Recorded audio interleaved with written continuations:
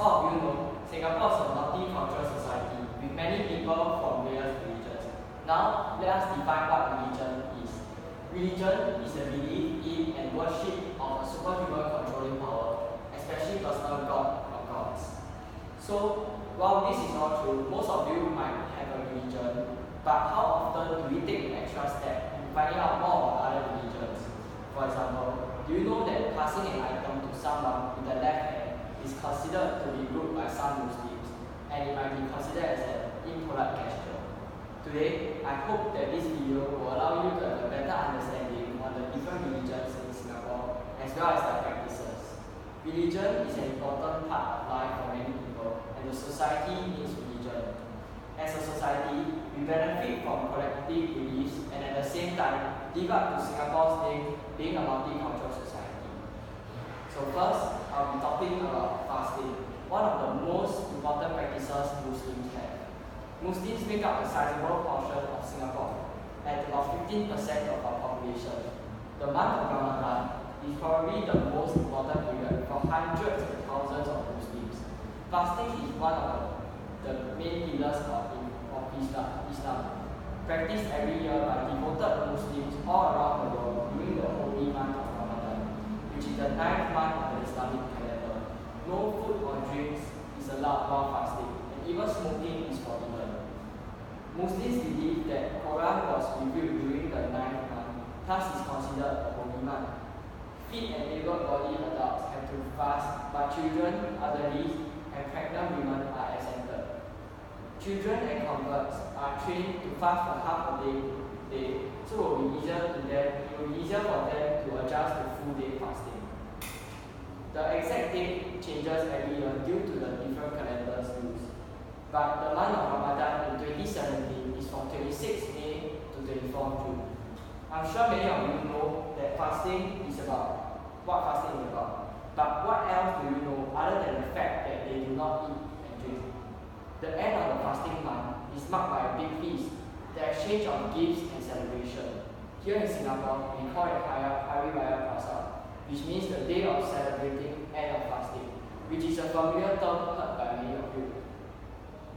Next, I'll be talking about Christmas, the well-known celebration by many of us, whether we are Christians or not. Have you wondered what Christmas is really about, other than giving and receiving presents? Christmas, being the holiday of joy and giving, gift exchanges are frequent and families often visit each other. It is also the shopping season in Singapore, where goods are offered at a huge discount in the November and December period. The Christmas season starts usually from mid-November to 2nd February, but has been shortened from 24th December to 6th January in modern society. Christmas Day falls on 25th December, where there often occurs a practice of gifts exchange. Christians believe that this day, when Jesus Christ was born. Boxing Day is also another Christian holiday on the 26th December, which is actually the feast of St. Stephen, and the medieval churches would redistribute money in the alms boxes to the poor in the community. While this joyous occasion is being celebrated, I'm sure many of you have heard many Christmas songs being played, be it in shopping malls or on the radio. In fact, 12 Days of Christmas is a popular song, which many believe is just another Christmas carol. However, it refers to the original period of celebration of the Christmas season, stretching between Christmas Eve to Epiphany, which falls on 2nd January. The carol was written to help young Catholics learn the faith when Protestant England prohibited Roman Catholicism between 1558 to 1829. Last but not least, I'll be talking about Vesak Day, which where the bulk of the population celebrates this occasion. As Buddhist is the biggest religion in Singapore, Vesak Day is being one of the most important Buddhist holidays is also very important. In fact, it was only through hard work and persistence that the millions of Buddhists in Singapore are being able to enjoy this holiday now. Initially, the first petition to make Vesak Day a public holiday was in October 1947. And in 1949, the Buddhist, Theravada, and Mahayana communities united to form a joint Vesak Day holiday committee. It did not work as the government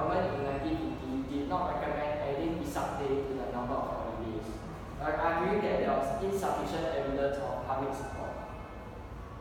Only in June 1955, after David Marshall's Labour Front government came to power, that Vesak Day was finally made a public holiday in Singapore.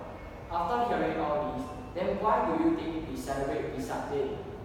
More often than not, we do not know the meaning of these holidays we get.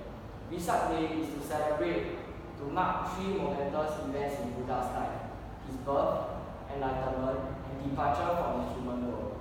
My next question to you is, do you know how do Singaporeans celebrate this occasion? Some of you might use this holiday to go out and enjoy yourself with your family and friends. But do you really know what do these Singaporean Buddhists do? They practice the three-step one-bow ritual on Vesak Day. They go through a ritual which takes around two hours to complete, and it involves devotees taking steps on both knees and then bowing at every third step. This trinity of actions is intended to purify all three karmas at one body: the body, the mind, and speech. And the physically and mentally challenging aspects to the ritual serve to remind us that determination can always overcome difficulty. The perseverance in completing the journey strengthens faith on one's personal road to enlightenment. Not only that, Buddhists believe that performing good deeds on Vesak Day multiplies merit many times over. General traditions carried out includes the chanting of mantras, in releasing of caged animals, having vegetarian meals, and bathing a Buddha statue. However, since the 1990s, Buddhist organizations have increasingly turned away from promoting the release of animals. This is probably due to the chaos it brings as wild animals are released into the dense urban cities. Do you know that there are different types of Buddhists? Mahayana Buddhists constitutes mainly of Chinese Singaporeans and form the bulk of Buddhists in Singapore. The Theravada Buddhist is mainly practiced by Singapore's Sri Lankan and Burmese. These few examples sum up the category of religious practices in Singapore. Though these few examples are definitely not enough in showing Singapore's memory as a nation, I hope that I've given you a deeper understanding of the different cultures and religions in Singapore. In conclusion, this will be the end of our series. Through these various categories being mentioned, we hope that they are relatable to you and that you understand the importance of them. As future generations of Singapore, it's important that we know how this memory played a part in Singapore's development. Thank you for your time. Before we end, we have a short quiz for you at the description bar below. Do check it out and to see how much knowledge you have gained about understanding Singapore's